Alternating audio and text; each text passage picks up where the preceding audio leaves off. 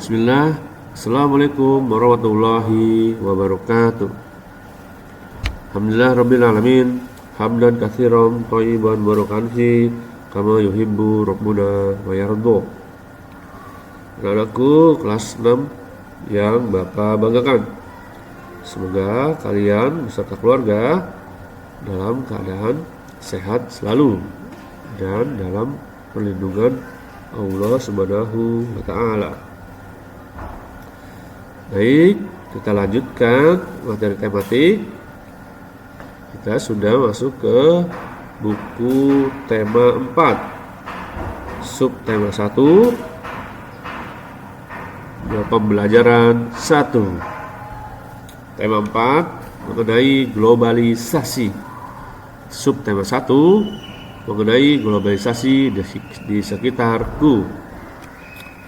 Mari kita masuk ke pembelajaran 1. Kita berada di era globalisasi. Dapatkah kamu menyebutkan dan menjelaskan fakta tentang globalisasi yang ada di sekitarmu? Ayo mengamati. Amati berbagai produk yang ada di sekitarmu. Produk tersebut bisa berupa pakaian, tas, atau sepatu yang kamu, temanmu, dan gurumu kenakan. Bisa juga makanan dan minuman atau produk lain yang berada di sekitar kelas dan sekolah. Bisakah kamu menerka negara mana yang memproduksinya?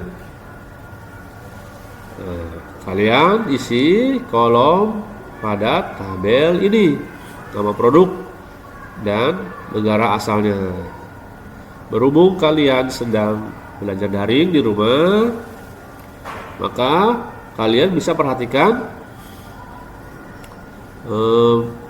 produk-produk yang dipakai atau digunakan oleh anggota keluarga kalian, seperti pakaian, tas, dan sepatu. Nah, coba kalian terka. Kira-kira itu udah berasal dari negara mana? Diproduksi atau dibuat di negara mana? Seperti ini, misalkan di beberapa negara memproduksi berbagai macam barang. Ada dari Swiss, Turki, Tiongkok, dari Jepang, Indonesia pun ada, dan Selandia Baru. Dari Indonesia memproduksi batik, karpet diproduksi dari Turki, ada juga boneka yang diproduksi di Tiongkok, mobil kita sudah tahu, mobil banyak diproduksi di Jepang, jam tangan, ya jam tangan terkenal diproduksi di Swiss, kemudian susu. Kita sering membeli susu atau minum susu. Nah, ini diproduksi di Selandia Baru.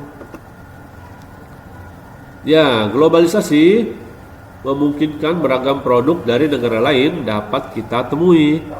Kita bisa menemui berbagai makanan dari negara lain seperti pizza, jam tangan, atau boneka dari negara lain. Produk Indonesia juga bisa ditemui di luar negeri, misalkan batik. Perkembangan komunikasi dan transportasi menjadikan barang-barang tersebut mudah ditemui di negara lain. Nah, diskusikan bersama teman tentang beragam hal yang ingin kamu ketahui lebih lanjut tentang globalisasi. Seperti yang Bapak bilang tadi, berhubung kalian sedang di rumah, kalian bisa berdiskusi dengan anggota keluarga kalian. Nah, apa yang ingin kamu ketahui mengenai globalisasi? Kalian tulis di kolom yang kosong ini ya.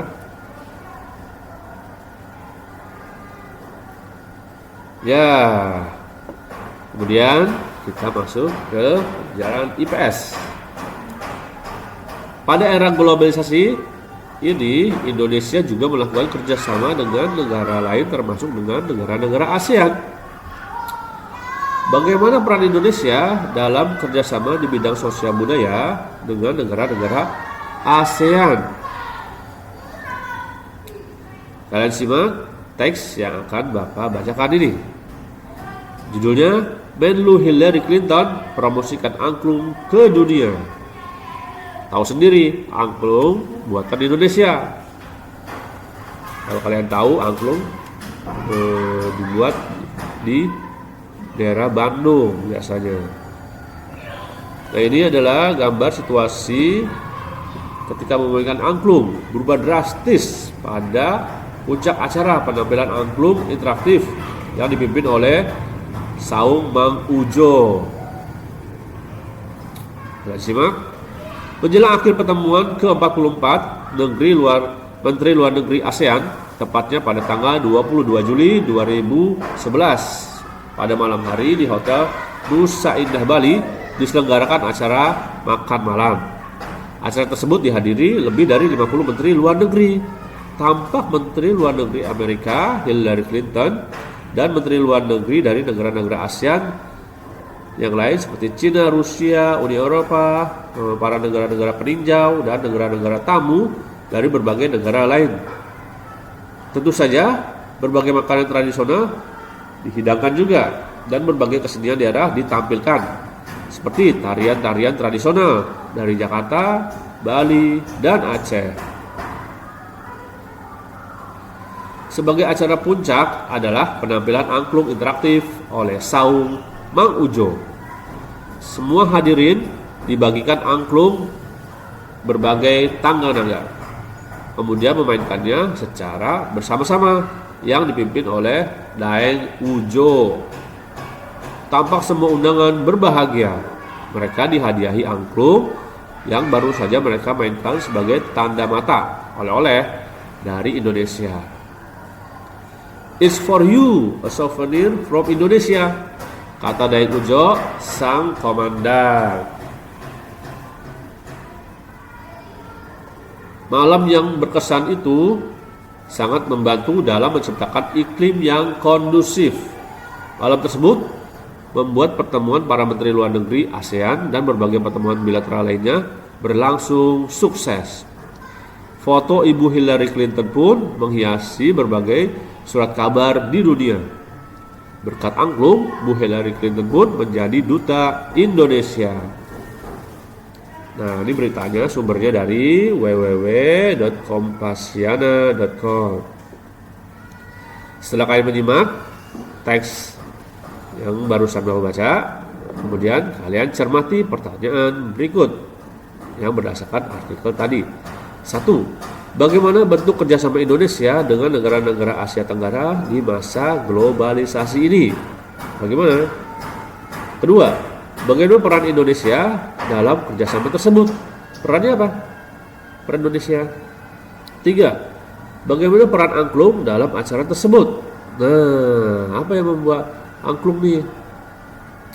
Bagaimana perannya? Membuat suasana apa? Jadi apa? Nah, kalian boleh berdiskusi dengan anggota keluarga kalian, kemudian jawabannya kalian isi di kolom yang kosong ini, gitu ya. Nah, dari tadi kalian berdiskusi terus. Sekarang ini tugas mandirinya nih. Carilah informasi tentang berbagai bentuk kerjasama di bidang sosial dan budaya yang dilakukan oleh Indonesia dengan negara-negara ASEAN. Kamu bisa mencari informasi tersebut di berbagai media, seperti surat kabar, majalah, ataupun artikel-artikel berita di media elektronik. Kalian bisa pinjam HP atau laptop orang tua kalian untuk mencari informasi ini. Gitu ya. Kemudian setelah dapat informasinya, kalian isi kolom ini yang kosong nih di buku kalian.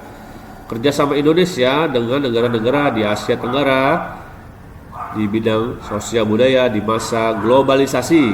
Bentuk kerjasamanya apa? Dengan negara siapa? Di bidang sosial nih. Kemudian peran Indonesia dalam hubungan kerjasama dengan negara di Asia Tenggara apa? Kemudian di bidang budayanya apa nih? Kalian kolomnya diisi, kemudian hasilnya di foto. Itu ya. Kita lanjutkan ke pelajaran IPA. Nih, ada dialog nih. Tahukah kamu, listrik mempunyai peranan penting di era globalisasi?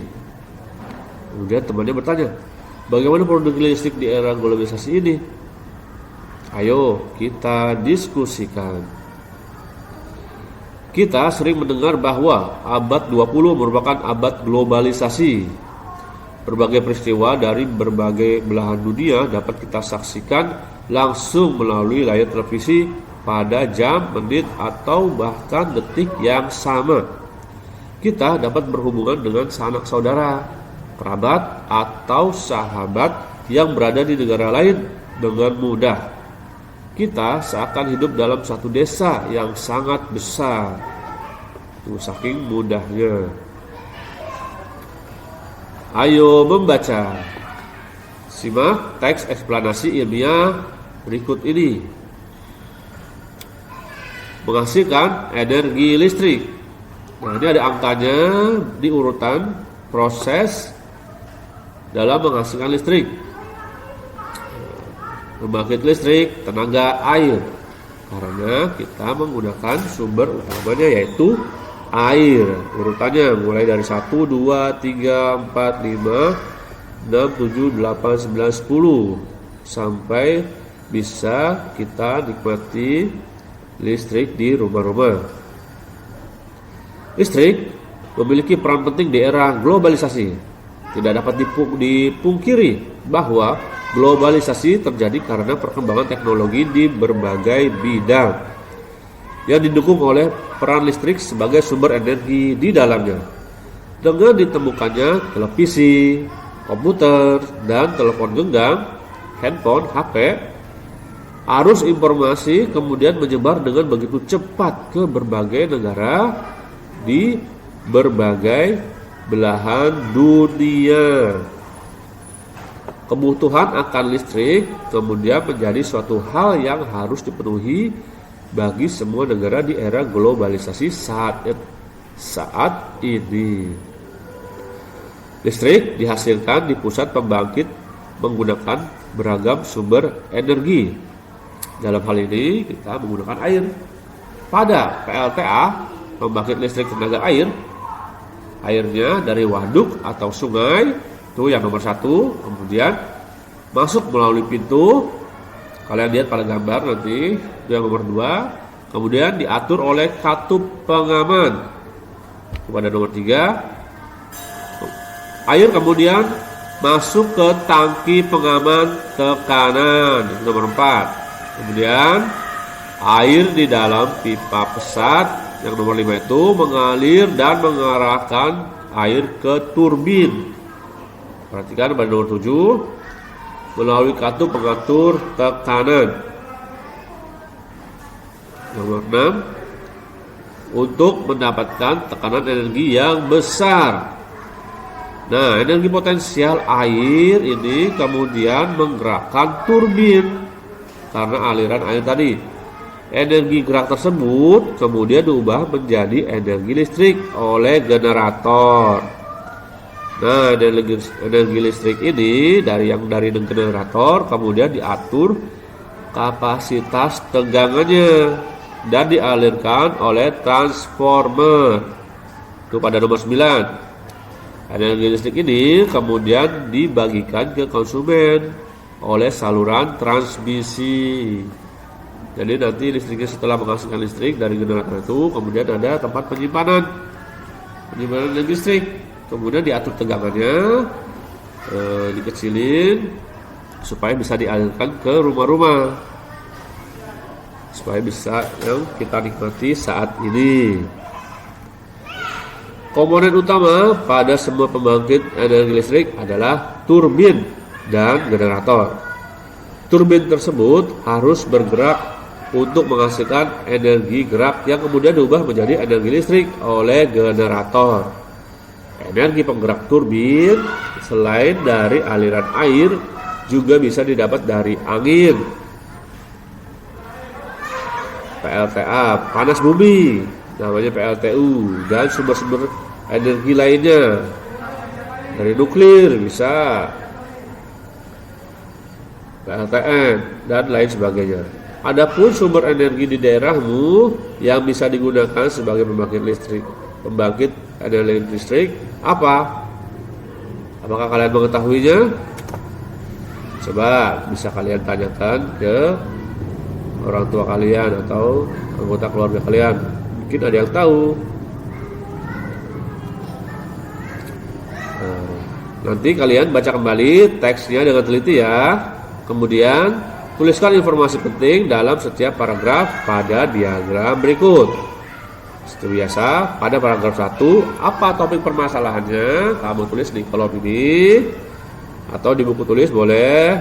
Kalau muat di kolom ini langsung foto. Kemudian paragraf kedua, penjelasannya, menjelaskan tentang apa? Dan ketiga, kesimpulan atau pesan atau pendapat yang terdapat pada paragraf 3 ya. Nah, ayo menulis. Kamu telah memahami proses menghasilkan energi listrik dengan komponen-komponen utama pada pembangkit tersebut. Nih, komponen utama pada semua pembangkit energi listrik adalah turbin dan generator atau dinamo. Turbin tersebut harus bergerak untuk menghasilkan energi gerak yang kemudian diubah menjadi energi listrik oleh generator atau dinamo. Pada pusat pembangkit di waduk-waduk besar, energi listrik yang dihasilkan juga sangat besar dan mampu memenuhi kebutuhan listrik warga di banyak wilayah. Di daerah pedesaan yang belum terjangkau aliran listrik dari pemerintah, warga kadang membuat pembangkit listrik secara mandiri dengan memanfaatkan aliran air dari sungai atau air terjun yang ada di daerahnya. Pembangkit tersebut tentunya menghasilkan energi listrik yang hanya cukup untuk memenuhi kebutuhan listrik warga sekitar saja. Jadi hanya kecil ya energi listriknya. Pembangkit listrik tersebut dinamakan pembangkit listrik mikrohidro. Mikro itu skala kecil, hidro itu air. Nah, ini namanya pembangkit listrik mikrohidro. Dari air yang alirannya kecil, sungai yang ada di desa-desa yang memanfaatkan sumber energi alternatif dari aliran listrik yang ada di lingkungan sekitar. Perhatikan di gambarnya nih. Amati gambar pembangkit tenaga listrik mikrohidro berikut nih. Nah, ini ada alirannya ke perumahan. Ada dinamonya juga sebagai turbin, tapi yang lebih kecil ya. Ini kincir anginnya untuk apa? Untuk mendapat dorongan dari air agar kincirnya muter. Ketika muter, maka akan menggerakkan dinamo atau turbin. Ketika dinamo turbinnya muter, nah disitulah menghasilkan listrik. Ini diatur, disetting dengan kemiringan 25 derajat. Ya, cermati kembali proses menghasilkan energi listrik pada teks sebelumnya. Nah, tadi Bapak sudah menjelaskan sedikit nih gambar ini ya. Coba kalian tuliskan kembali proses dihasilkannya energi listrik oleh pembangkit listrik mikrohidro yang barusan Bapak kasih tahu tuh. Kalian tulis ya, kemudian kalian kirimkan ke Bapak. Ayo renungkan, apa yang kamu pelajari hari ini? Ya, kamu pelajari mengenai pelajaran Bahasa Indonesia, IPS, dan IPA. Kedua, bagian mana yang sudah kamu pahami dengan baik? Boleh sharing-sharing ke Bapak. Ketiga, bagian mana nih yang belum kamu pahami? Coba jelaskan. Boleh juga sharing-sharing ke Bapak. 4. Apa manfaat pembelajaran ini bagi kehidupanmu? Apakah sudah bermanfaat? Coba kasih tahu Bapak. 5. Apa yang ingin kamu ketahui lebih lanjut? Apa? Coba. Nah, bisa kalian ketik di kolom komentar.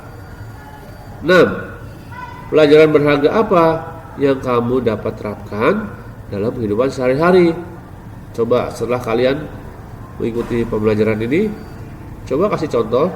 Nah, ini bisa kalian tulis di kolom komentar jawaban-jawabannya. Nah, kerjasama dengan orang tua. Seperti tadi yang Bapak bilang, kondisi kalian sedang belajar di rumah, boleh kalian berdiskusi dengan orang tua kalian atau saudara kalian di rumah. Amati benda-benda yang ada di sekitarmu, pakaian, barang elektronik, peralatan rumah tangga, kendaraan. Nah, apakah kamu menemukan produk-produk yang berasal dari lintas negara? Maksudnya dari negara lain selain Indonesia. Catat temuanmu pada tanda di bawah ini ya. Nih yang sesuai kolomnya aja nih, ada berapa nih? 1, 2, 3, 4. Hanya 4. Coba apa saja yang di rumah kalian, bendanya, kemudian negara asalnya. Biasanya kalau Bapak pernah lihat di kaos, di belakangnya tuh ada produksinya dari negaranya. Biasanya sudah ada label-labelnya. Coba kalian cek. Kemudian penggunaan dalam kehidupan sehari-hari, buat apa tuh kegunaannya, dan pengaruh produk tersebut terhadap kehidupan suatu negara. Kalian isi, biasa kalian foto hasilnya. Setelah itu kalian tuliskan kesimpulan yang berhubungan dengan globalisasi ini. Ada berbagai bentuk benda ternyata di rumah kalian yang diproduksinya di negara lain. Coba diskusikan oleh orang tuamu, kemudian tuliskan kesimpulannya. Ya, sampai sini dulu pertemuan kita hari ini. Bapak akhiri. Assalamualaikum warahmatullahi wabarakatuh.